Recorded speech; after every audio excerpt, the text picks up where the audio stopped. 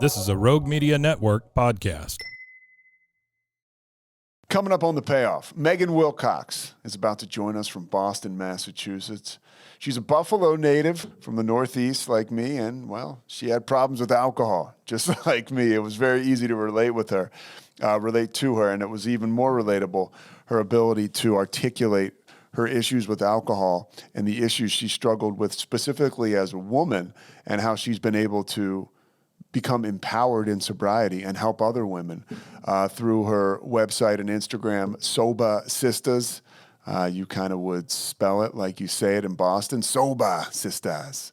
And she's real cool. And I mentioned to her at the end of the podcast, you know, when you talk with other people and you're in recovery and you can share with somebody for an hour about their story in recovery and about your experiences, you know, that is some of the stuff that fills the hole in my soul that I think addiction can bring. And it was a really fulfilling conversation, connecting with somebody else in sobriety. She does work with our buddy Brad at Sober Buddy, and you know, he's a legend in this whole field. So yeah, you're gonna like this podcast. It's pretty awesome.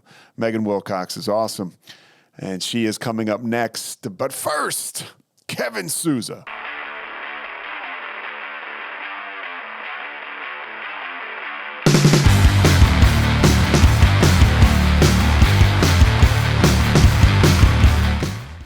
You know, I know your story a little bit. You talk about your drinking really ramped up after you got divorced, and it became like real problematic. That's at least what I've read and heard you say. What was your relationship like around alcohol growing up as a young girl? Did you like, so you were in Buffalo growing up, right? So what was it like there, and what was that experience like in your formative years? Yeah, so I had my first drink when I was maybe in ninth grade, so 15 years old. I remember I went to a party and definitely drank a lot, blacked out on that first time. I remember coming home, and my mom was a nurse and worked nights, so she came home around midnight, and she was like, "How did you get home?" And I was like, "You took me home." I didn't remember anything, and but I didn't drink too much after that. You know, it was more, I would say, when I got older that it became problematic, but it was never good. I never could handle it. I blacked out most times I drank. It was more like a binge drinking thing in my 20s. But before alcohol really became a problem, I kind of got into gambling. That was where my addictive, yeah, when I was 19 years old, I had a full blown like gambling addiction. And What kind of gambling? Are we betting on games? Are we playing poker, or what are we doing? you'll laugh, but it was a lot of slot machines that Okay, I'm not gonna lie. Yeah. so I was like up by Canada there, and there's a lot of casinos, and these aren't like Vegas casinos. These are just like these hole in the wall casinos. I was waitressing. I would take my tip money and go gamble, and usually most of the time lose my car payment, my, you know, the money I had just made, and it was like chasing that rush in that dopamine rush that I would get. And but I'll tell you, those drives home after I would lose feels a lot like the morning after, you know, a bad night of drinking. Yeah, I mean, I was in Las Vegas for work a little over a year ago, and I was playing slots, and I won. And, you know, I've been sober for a little while. But when those bells started going off, and when I wasn't exactly curious as to how much I was going to win, it's all like tallying, and it's like this larger than life thing in front of me. I was like, I felt that euphoria. And I was almost like, whoa, this is kind of weird. I'm not used to this out of control type euphoria feeling, you know? And it's the same thing. You mentioned that dopamine. I mean, I'm not a doctor, but I know it feels similar.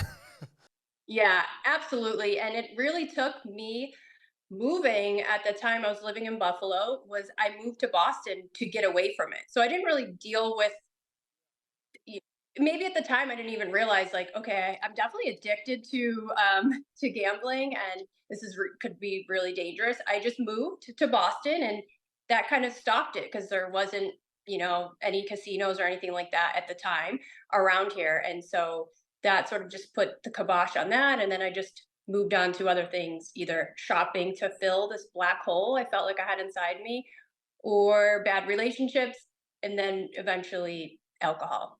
How much did the gambling set you back? Oh, a lot. Like I would say most of probably what I made at the time, Yeah. uh, which which wasn't a lot. I was just waitressing, and so, but it was, It's all relative. If it's a car yeah, payment, it's a lot. It's whatever it is to your life. yeah, exactly, yeah. Wow. So you get to Buffalo or you get to Boston. Why'd you end up moving to Boston? Just literally to get away, or did you have family there? Was it a relationship?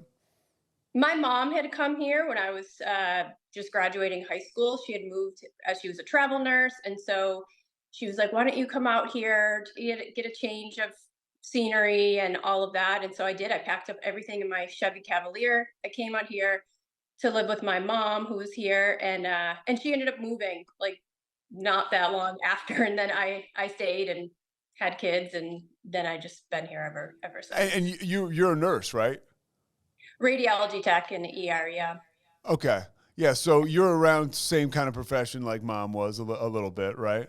Um, what was it like? So you get to Boston, and then you have children. Did you get married? I did. Yeah, I got married and divorced in 2017. Okay, so and this is what you talk about in your story. In 2017, you get divorced, and your life starts to kind of spiral out with the drinking. And I love the way you put it into words. It's just like all of a sudden, it's a bottle of wine. It goes from a glass every night to a bottle, and then the cycle starts, and the shame grows like a freaking monster. Like what was that like for you? When you get divorced and now all of a sudden you're in this vicious cycle. How did it start? How did the drinking start? Long question, but how did it start to really progress? Yeah, because many people be like, "Oh, was it your drinking that caused your divorce?" And I didn't. It wasn't an issue in my marriage. Actually, I at the time was mostly a stay-at-home mom, and I was like really focused on that. And so my party life kind of just went fizzled away, and I could go months and months without drinking. I didn't even think about it. And then it was, yeah, when I discovered wine, and around the time I was getting divorced, which came out of nowhere and really really All right, so sudden. you say the divorce was sudden. I gotta kind of ask a hard question. What was it? Was it like because relationships, in my experience, they'll rock you. Matters of the heart are some of the toughest things to deal with emotionally, which will whether you're drinking now or not, it can always lead to more drinking. I would say it was a big disconnect, and he worked a lot, and I was home a lot by myself. I had no family around here, um, and so I just felt really alone. And he was a workaholic, and really just that's where all his time went into working. And there was some infidelity in there, and that I just definitely did not see coming at all. And so yeah, I ended up moving out. He still lives in the family home, so I moved out. My kids at the time were 2 and 7, so they're pretty young. And so that's when I just really turned to drinking, when I the kids would You're go with sort him of every. underselling it. This is a total this is one of life's haymakers, where it's like that's a huge deal. And so coping with that can be difficult. And, you got the kids, you're divorced. So now the drinking starts to pick up a little bit. And it's like, as an alcoholic, I totally understand, you know? Yeah.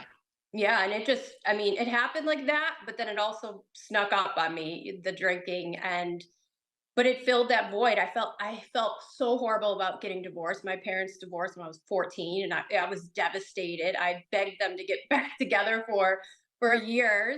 And so I just felt so, and we got married later. My son was 5, my older son. So he was in our wedding, and it it was just, and he was devastated. My older son definitely took it harder, where my younger son, he didn't know, he was so young. And so the guilt of that, of I ripped our family up, not me, but that, but I felt like it was me. And that, yeah, just drinking, I just numbed it. And when it's, it was more like when they would go to their dads on the weekend, like I would just drink by myself. Or sometimes I would go out, but for the most part, it was me just drinking alone and then crying. And then, yeah, it ended up just being pretty much every night. I worked overnight, so I knew those would be nights that I wouldn't be drinking. And I kind of lived in that cycle for many years, at least 3 years after my divorce. And then it was pandemic, and work was really stressful. And I'd always thought like, well, if I'm not drinking in the morning when I first wake up, like I don't have a problem then. I don't know why that was like my barometer That's for. how my family was raised. I mean, my dad I grew up in Philadelphia. My dad is from Connecticut. And it was like, if you had a job, you weren't an alcoholic. Like if you could maintain a job, that's at least the impression that I got. And that's, I think, what a lot of us grew up with. Yeah, yeah, absolutely. And when it came to work, working at my hospital job, I had like great performance at reviews. Like I never missed work due to my drinking. I was never late to work due to my drinking. I was really good at like balancing everything and but I had all the balls up in the air and they were just ready to fall, and the thing that was suffering was myself. Not I was able to somehow take care of everything else. But the pandemic hit, work was stressful. I'm trying to homeschool my kids. I'm definitely drinking more. And I was drinking after my overnight shift. It was the morning. And that's when I was like, oh crap. Like, I'm like, well, it's kind of nighttime for me because I do overnights, but still it was 8 o'clock in the morning and I was drinking wine and then to pass out and to go to sleep. And that's when I really noticed like, this is not going. You're This not is the only one, right? Like that has this story.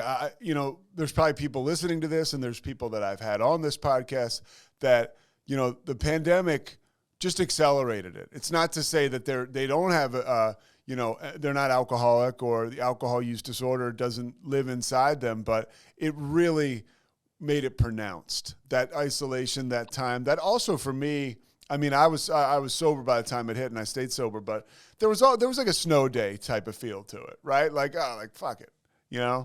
And I think a lot of people were moved towards an increase in drinking. I mean, it's a fact. Absolutely. And that was because, yeah, I mean, the media, the news, all that, they're like, hurry up, stock up on whatever. And I didn't keep a lot of alcohol actually in my home. I would always buy like my 1, 2 bottles of wine and every night when I would drink. But in the beginning of the pandemic, I went and bought this like handle of vodka because God, I don't know what was going to happen. And I remember I drank it the first night and I just was like free pouring, making myself drinks because the kids now were going to be out of school for 2 weeks. And I got so sick from that night and I woke up the next day and I like dumped the rest out. I was like, I cannot have this. And it wouldn't be another at least year or so Until until you stopped. yeah.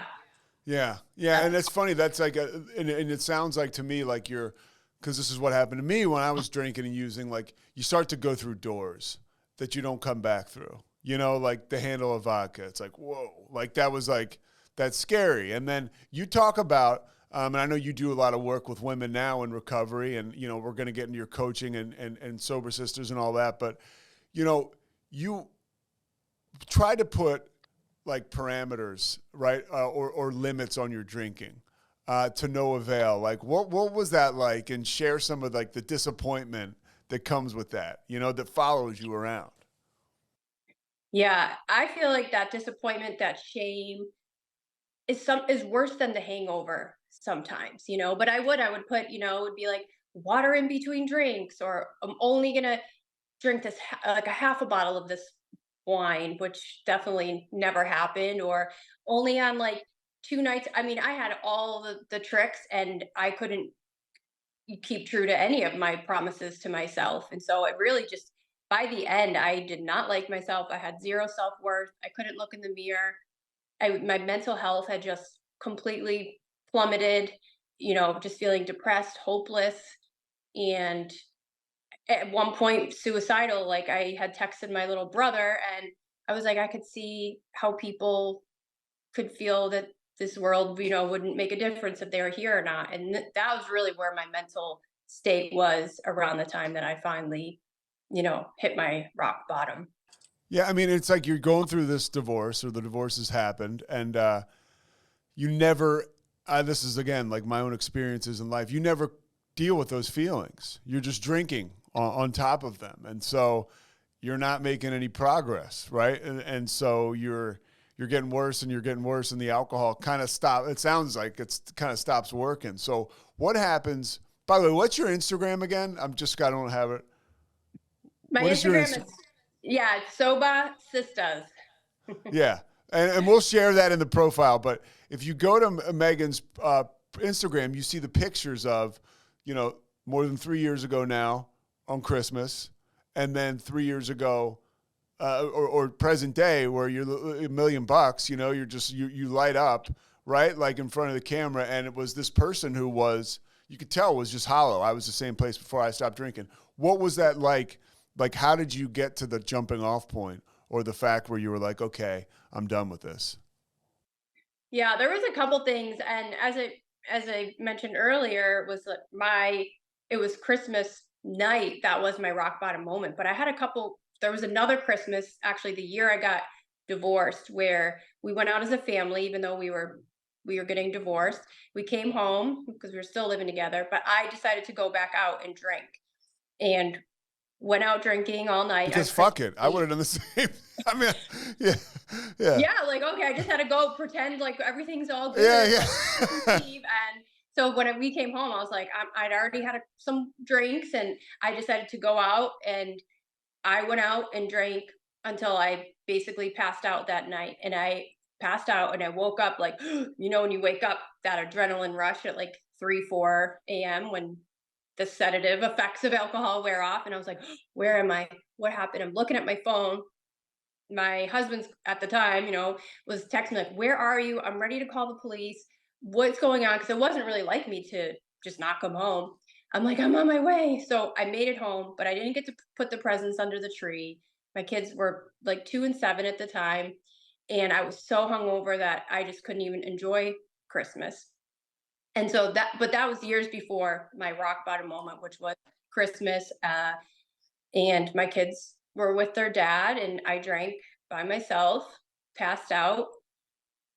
And I don't know what it was about this time, because I definitely had worse consequences, or worse things happen, or drink more. But it was something about this night that I was like, I just can't do this anymore. And I remember like sitting up and just asking the universe, like, okay, somebody please help me. I can't do this anymore.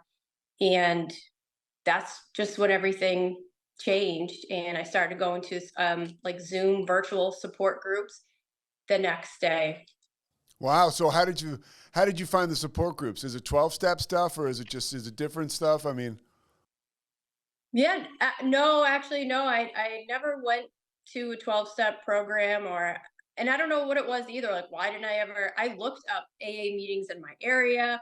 I don't know, for whatever reason, preconceived notions, or yeah, yeah, yeah. whatever. And that's Yeah, what this I never went. podcast is about. One of the reasons I started this is because I'm 12-step guy. I go to AA, like it saved my life. It taught me how to live. But I also know many people who got sober other ways. And like, I think there's so many, I just think we need to put it all out there and let people know, like, forget about the shame, flush it down the toilet. Let's go. Let's get together. You talk about it. Let's connect, and let's live in a solution, right? And talk about what works. So what worked for you was getting this virtual support. And what exactly did you do? Like, how did you keep it going and gain the momentum to now here you are? Yeah, well, I actually had started doing like a sobriety course, if you will. That's what it was in January, I guess, dry January of 2021, and that's what started it all. So it was called the Luckiest Club. Was the meetings? I had read a book called We Are the Luckiest, and they started doing virtual groups. I think during COVID, actually, and that was the first group I went, and there was, I don't know, like 200 women on this call, and I was like, whoa, okay. Like, awesome, amazing women, great people, just like you and I. And I was like, okay, it's just not what I expected people with a problem, an alcohol problem, to look like. And it isn't. And I just left with so much hope. So I started doing that. And I guess the rest was history. So you I ended up, started, so you did a dry January in 2021, right? And that's how your sobriety started. Is that mhm. right? So you started with what you thought was going to be a dry January. And then am I right on that? Yeah, I never considered like not drinking forever or I didn't know that honestly, I was like, I didn't know it was an option. I just was more trying to like control it or okay, Yeah. let me just take enough time away and then maybe I'll come back and it'll be normal or whatever. So yeah, it was not my plan to quit forever. And I still don't really say forever. I know I'm not today and not tomorrow and I don't plan to ever again. And so I did 100 days on my own, I guess you could say, or with the virtual community. And then I ended up taking naltrexone for about 5 or 6 months because I felt so much better, but I still was having cravings. I still was, but I was like, I cannot go back. So my doctor had mentioned it to me, and I was like, no, I'm not that bad. I'm not taking a medication. She's like, just look it up. So I did some research, and it said on the website, you don't have to hit rock bottom to want a better life. And it was something with that just hit me. And I was like, what do I have to lose? Like the benefits outweigh the risks. If I go back to drinking, yeah, I'm gonna kill my liver. And working in the hospital here in Boston, and I see younger and younger people and more women coming through with, liver end stage liver disease, cirrhosis, like all the things. And I was like, that will be me if I go back. So I took naltrexone. It was for me very, very helpful. And I took it for about 5 months. Was there any of the point when you were in this first like dry January or first 100 days where, because I know for me, like when I started to, I did hit rock bottom, right? I didn't have to, but that's my story. And I can remember becoming vulnerable with other guys in recovery and really starting to feel like, oh, wait a minute, like this works. Like I feel good. I'm starting to get the feelings connecting with people that I got. You talked about that hole in your soul, right? I'm starting to fill that.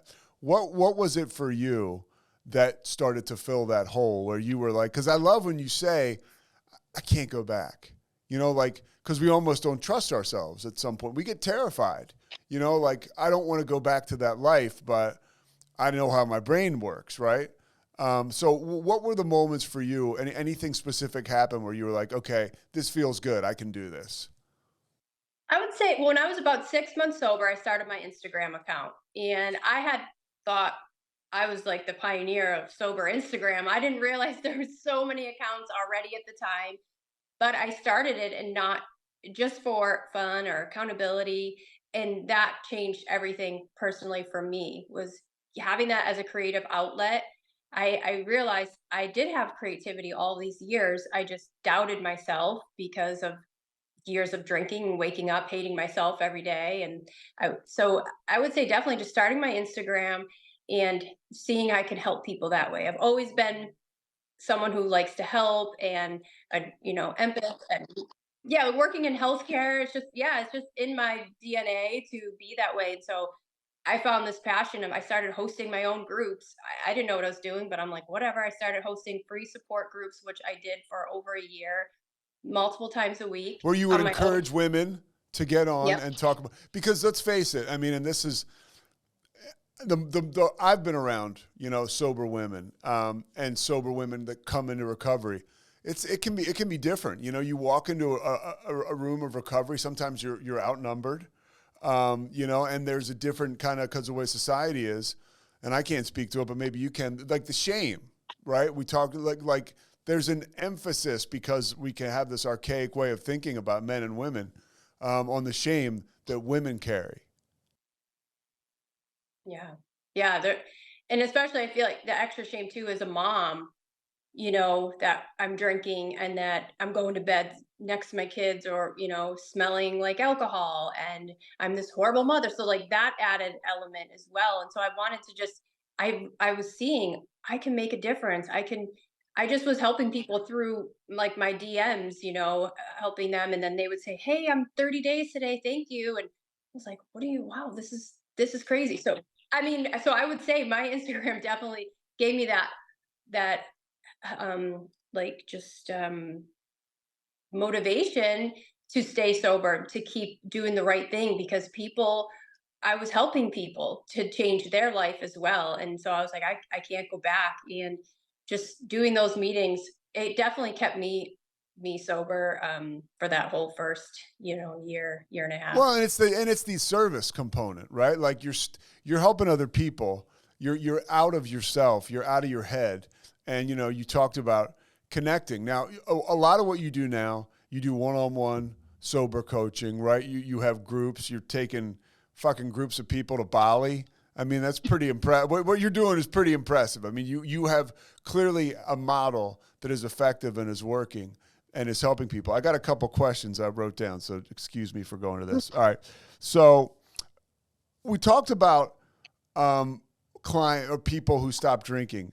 What do you say to clients who think sobriety is going to be boring? That's a big thing we hear from people that first come around. And it's like, there's no bigger bullshit or lie people can tell themselves. But what's your experience and what do you tell them? Without giving all your secrets away, because we want people to go to the website. Say sobriety is not boring. Being hungover and wasting your beautiful day is boring. And that it's not sobriety that's boring, it's you. You're boring. You're not challenging your brain enough. You need to get out. You need to find new hobbies, meet new people, try new things. When you sit at home and just sit here and think about, oh man, I'd really want to drink, you're going to get that creepy, crawly feeling. You're going to be bored. So you really have to push yourself out of the comfort zone. And that's definitely what I did, as you mentioned, the retreats. And that was nothing like I had ever done. So challenging yourself and finding new hobbies. I have had the most fun, done the most in my life in the last 3 years than I did for the 37 years before that. I never traveled. I never had a passport till I got sober. Yeah. I thought I was like having this like fun life, but it's sobriety is, it's what you make it though. If you say it's going to be boring, it's going to be boring. If you say it's going to be great and this is going to change my life, then most likely it will. It is what we believe. It's a major shift in perspective, and it's an opportunity to have that major shift in perspective. At some point I saw being sober not as this burden or this walking the green mile. I saw it as an opportunity. And like you said, when I saw the ability to have an impact and help people with my story, regardless of how much time I had, I was like, wow, this is I felt like I was useful, Yeah. Let me get back to these questions. Okay. Oh, this is what I wanted to ask you about. So alcohol use disorder, you've done a ton of research in that field, which has enabled you to have this career. What have you learned about that as far as coaching women specifically, with alcohol use disorder? What have you discovered with that? Yeah, I had never heard of it. And, and working in a hospital too, the medical field does not, really recognize the term alcoholism anymore or alcoholic. They use alcohol use disorder. So that's the medical field. See, this is all educational for me. So in the medical field, that's what they say now. Yeah, the alcoholism is more of an older term, but the new medical diagnosis is alcohol use disorder, which is a spectrum from mild to severe. And once I learned that as well, because I struggled with, am I an alcoholic? Am I not? I thought it was so black and white, and I had to fit into this box. And I was like, well, I never had a DUI, and I don't drink in the morning. Those were the things. So but once I realized I don't have to use a label if I don't want to, or it doesn't make me feel empowered or anything. But I do have sort of a diagnosis, alcohol use disorder, in that most people I feel like who drink fall somewhere on that spectrum, whether it is mild or all the way up to severe. So that definitely helps. So when I'm working with women, I teach them that, and I'll see it say, even look it up and do some research, and you'll see that maybe you do fall into those categories. And I think they feel a little weight off of them when they see that there's, that this is a thing and that it can affect anybody. What about how pervasive it is in the culture with moms and drinking wine and stuff? And it's just so, you have to not drink for a while and get sober to realize that you don't need it, right? But when you're in it, you're in it. and it sure shit seems like you need it to be a part of and stuff like that. What's your experience been like that personally, and what do you tell some of your clients? Because I think that's a big one. I mean, whether it's just a huge part of the culture in today's society, and especially with moms, like, you know, drinking wine, having fun, and then going to pick up the kids from practice. It's way more prominent than we care to admit. Yeah, and women and moms and all that are drinking. I just read something the other day. It said 65% more than women, that from past generations. And I 100% believe that. I see it. I remember when my son he first went to school, so kindergarten, and I was invited. We had a snow day, and I was invited to a play date with like sledding and stuff in the backyard. But they all had mimosas, and we're drinking. It was like 11 a.m. and I was like, "Oh, this is what we do." I had never done that or Yeah. experienced that. And so then it was a lot of just what, maybe husbands working, and then the wives would get together, and the kids would play, and the moms would just drink wine. And, at the end of the day, wine is still alcohol. It's not any better than if you're drinking vodka. It doesn't really matter. It's all ethanol. It has the same effects. I just think maybe it's like more accepted because it's wine, and it's just totally different, but it's not. And I do feel like maybe I'm not getting those phone calls and invited to those types of things anymore, but I'm okay with it for sure, because I know what I'm doing with my life is I have real connections now, real conversations, not just surface level. So it can be, I know a lot of people do struggle with that because their phone maybe doesn't ring as much, or then they see those groups of women still hanging out and they're excluded now because they're not drinking.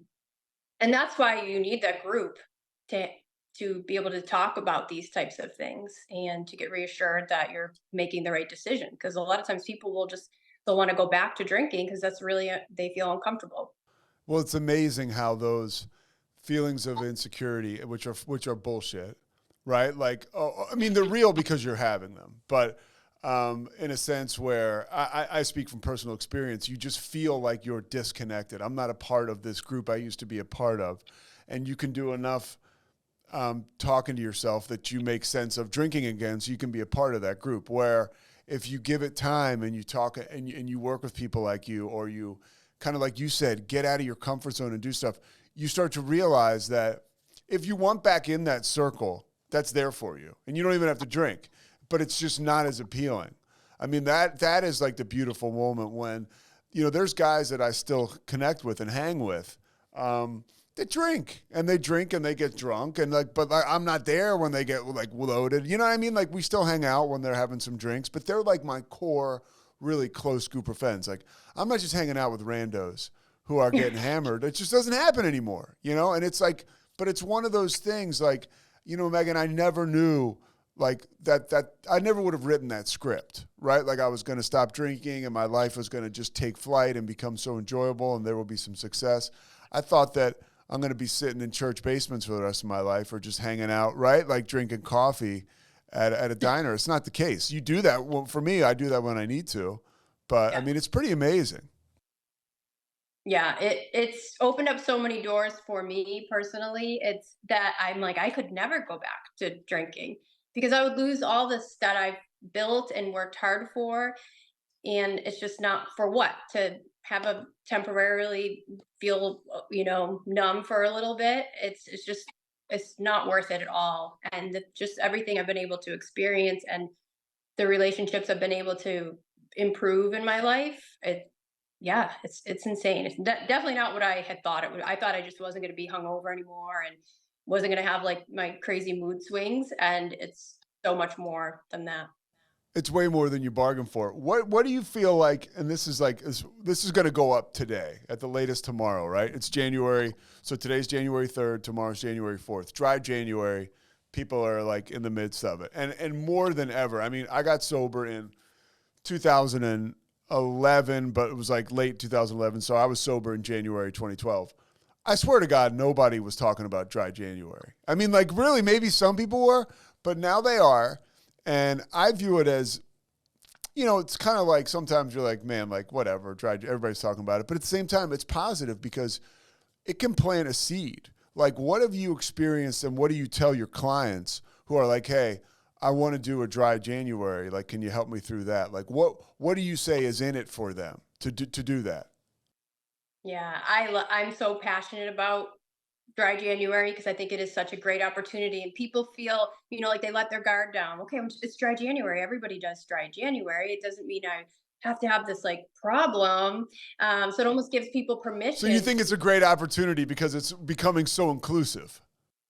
Yeah, exactly. And I've had a whole core group of women who started with my dry January last year and did every single group after that, and they just hit a year sober. And they started the dry January just because they kind of, had been drinking too much, and they realized that they wanted to take a break. And so many of them, it was just going to be a break.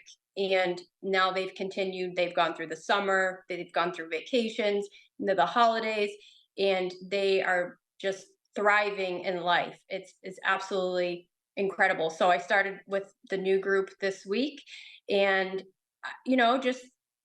just to try to like build them up and be like, I'm just so proud of you for being here, because many people wouldn't do something like that. They wouldn't go to a support group. They wouldn't, ask for help, because it's like this unspoken thing. Like no one talks about like how much money they make, and no one talks about like their consequences from drinking or even hangovers. It's like everybody's got to like act like they didn't have any. But I was like, not, most people feel crappy the next day, or even question their relationship with alcohol, but they're not, maybe brave enough to do something like this. And the first couple weeks are rough for people, but then all of a sudden, around like 14 to 21 days, they start to come alive again, and that just makes me just so happy when I see that.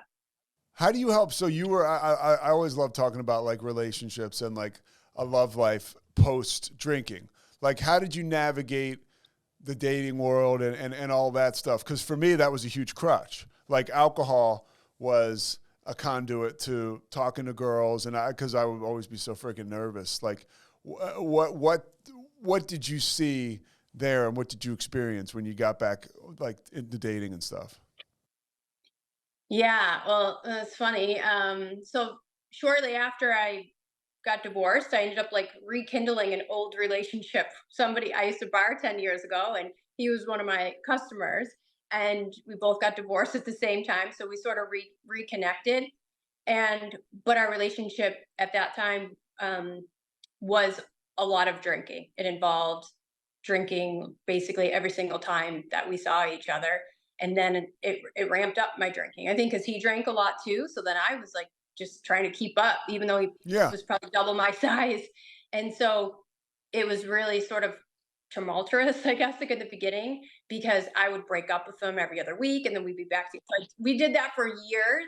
And then working, I still do now, 7 years later, I have a really tough, complicated co-parenting relationship with my ex. So there's just so many elements going on. But so I broke up with the guy I was dating, and I did dabbled a little bit in dating, and I was drinking at the time, and it was a freaking nightmare. Like the internet dating, and I got myself into like a couple like really not safe situations, and that was around the time that I quit, because I was like, what am I doing here? I'm a mom. I'm like almost 40 years old, and And literally, you said it. You're putting yourself in like dangerous situations because of like, because of drinking and like you throw dating in there too. Like, as a woman, you're alone with some guy in a car. You don't know. It's just, yeah, it's yeah. scary. You hear Oh the gosh. stories. Yeah. I mean, I definitely have some crazy stories around that time, and yeah, just like allowing behavior and to be treated in a way that's totally disrespectful. But I felt so bad about myself that I was just like allowing it. And so I quit drinking, and I was able to rekindle my relationship with my boyfriend that I had been dating, on and off. And now, since I quit drinking, we've been together ever since. I have not broke up with him in the 3 years that I quit drinking. So he loves it. Um, Yeah. and it's just been the best thing for myself and for my relationship. And he still is a drinker, I guess you could say, but has totally cut back, doesn't drink around me. We stayed in for New Year's for 2 nights, and he didn't even have one drink. And so that's when I realized like how people can have one drink, and I definitely can't. I've never been that type of person. Like he It's was like, also no. makes me realize, just listening to your story, like, oh, by the way, like you're worth it.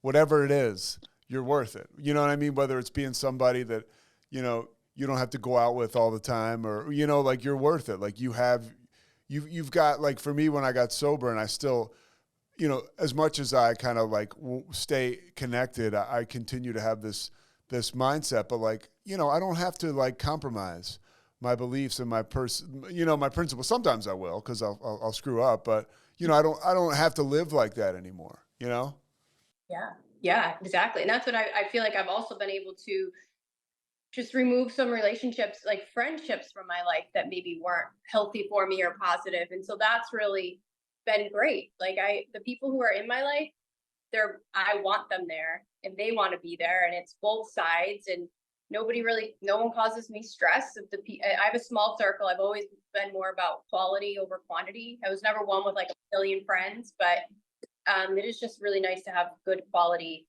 people in your life. And when you respect yourself and love yourself, that's all. You won't, settle for any less.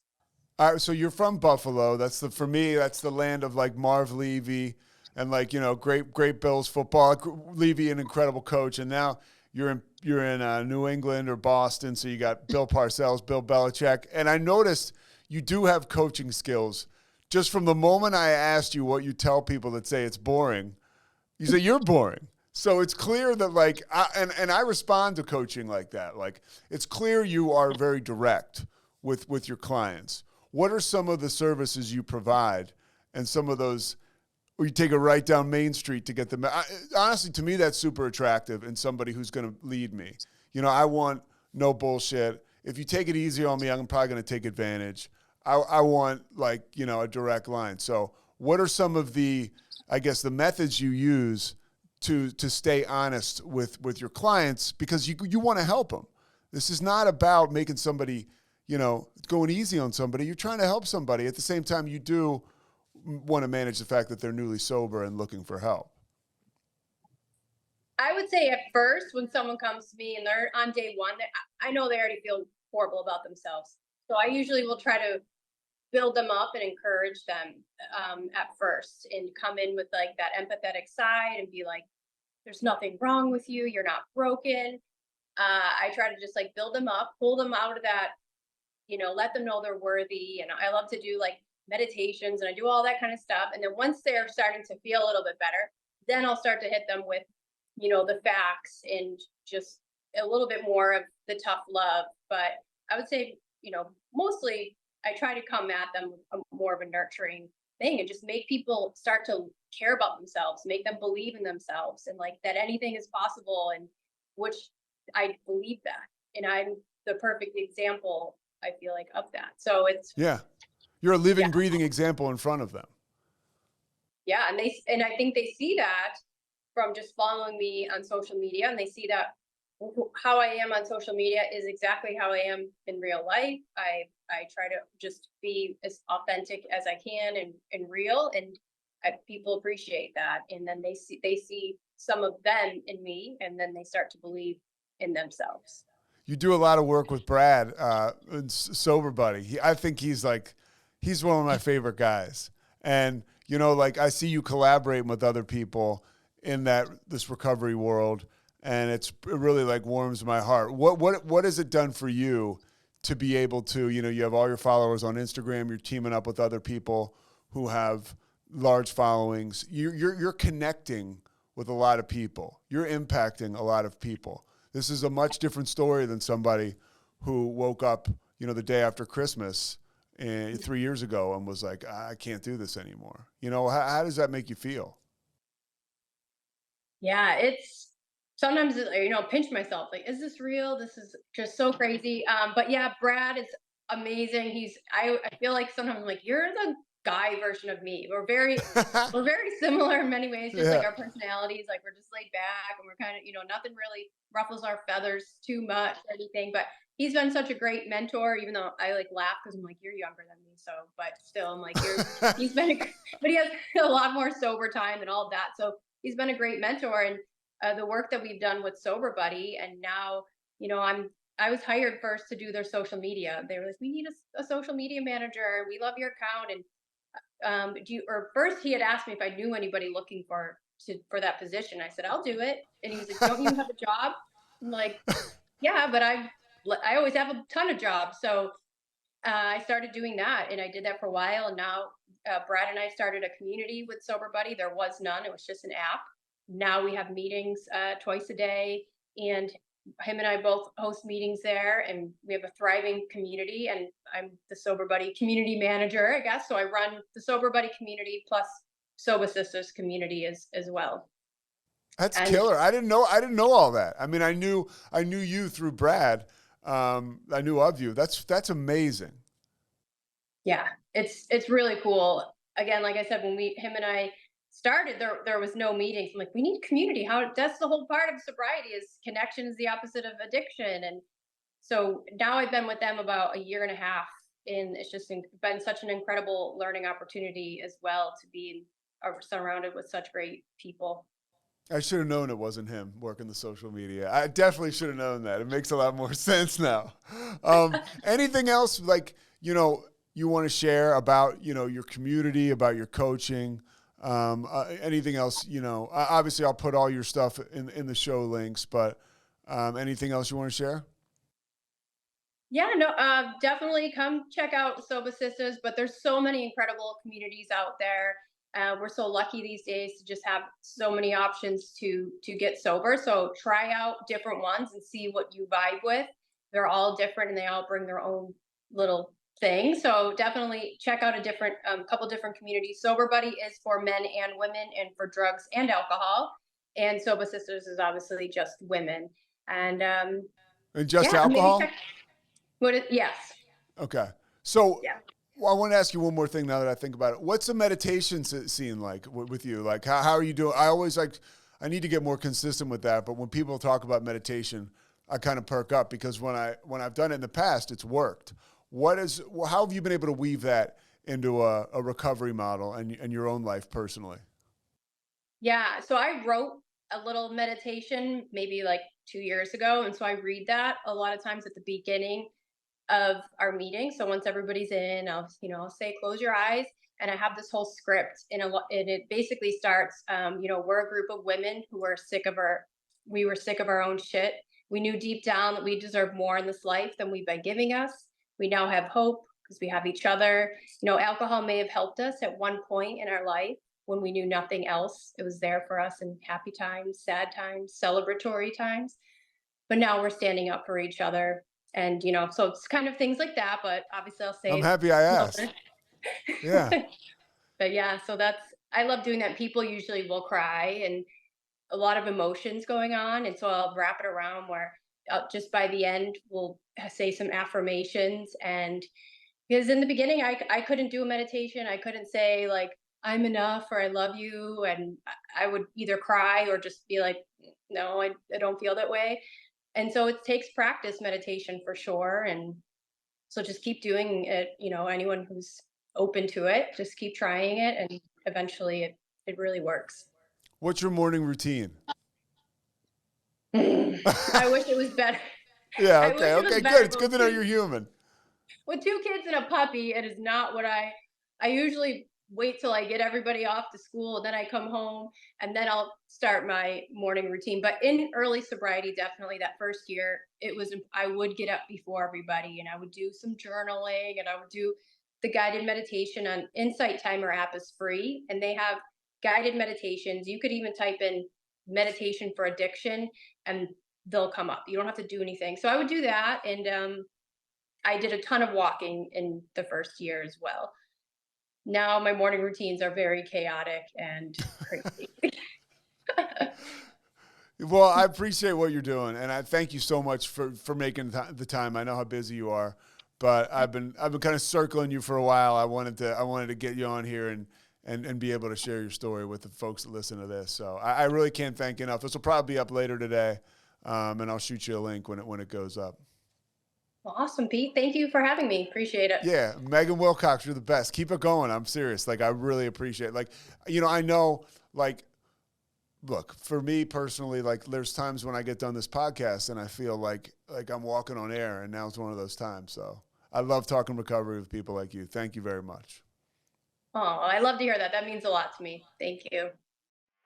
Thanks so much for listening to The Payoff with Pete. Once again, I'm Pete Souza. And of course, we are part of the Rogue Media Network. All kinds of good podcasts you can find at roguemedianetwork.com. And of course, you can find this podcast and all those other ones wherever you get your podcasts, iTunes, Spotify, other spots like that.